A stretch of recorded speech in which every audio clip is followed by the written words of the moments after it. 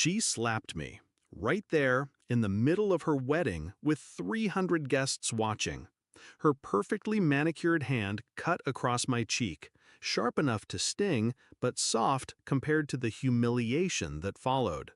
A glass of red wine spilled over my dress, dripping down like blood on white silk. Gasps filled the air, and my husband, my own husband, rushed to her side, not mine. That was the moment I stopped being her victim. I met Anna, my sister-in-law, 5 years ago. She was dazzling then, smiles too wide, compliments laced with poison. She made me feel like an intruder in her brother's life, no matter how much I tried to belong. But I ignored it. For him. For the man I thought would always stand beside me. He never did.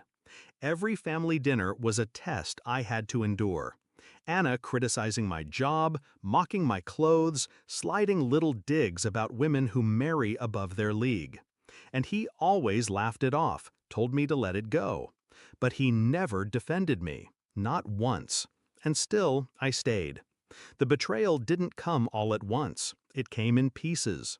A phone left unlocked. A message that wasn't mine. My husband's late-night whispers that stopped when I entered the room.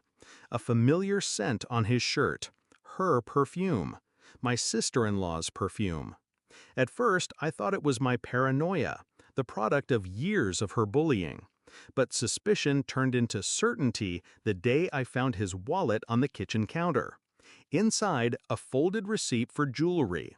A bracelet engraved A+D forever. Anna and Daniel. I didn't cry, I didn't scream. I smiled. Because for the first time in years, I knew exactly what I was dealing with, and exactly what I would do. I let them think they were clever, that I was blind. I played the quiet wife. I endured their smirks, their inside jokes, their little glances. And all the while, I collected.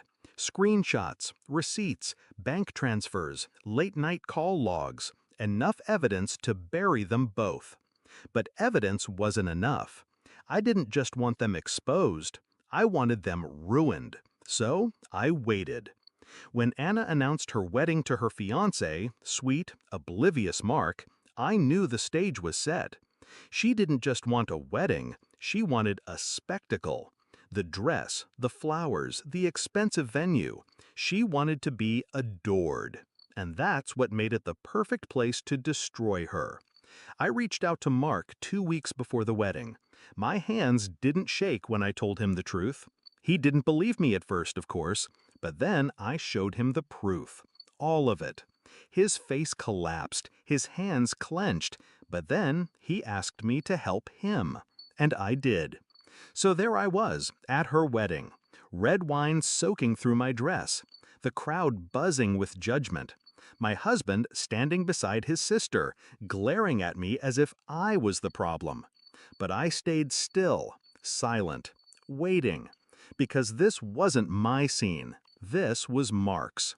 He took the microphone during the speeches. The room went quiet. His voice shook at first, but then it grew stronger, steadier, fueled by betrayal. "I want to thank everyone for coming," he began. "But before we celebrate, there's something you should all know. Something about the bride." Anna froze. The color drained from her face. Mark turned the microphone toward the crowd.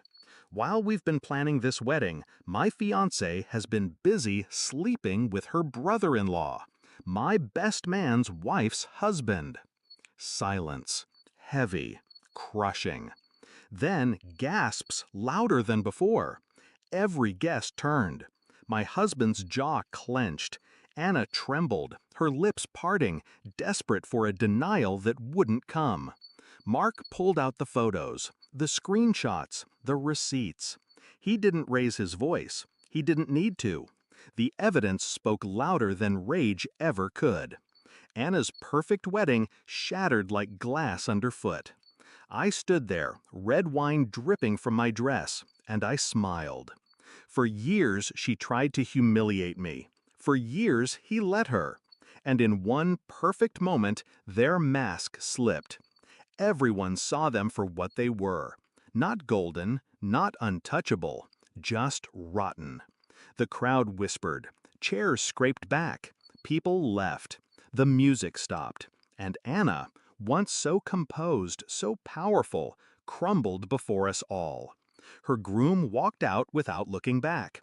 My husband followed, trying to salvage something that couldn't be saved. And me? I stayed. I sat down, poured myself another glass of wine, and let the whispers wash over me. They weren't laughing at me anymore. They were laughing at her. Do I regret it? No. Because revenge doesn't always require screaming or chaos or violence. Sometimes it just takes patience. Sometimes the sweetest revenge is silence, standing there, calm, while the people who tried to break you destroy themselves instead. And the best part, I didn't even need to lift a finger. They handed me their ruin on a silver platter, and I drank to it.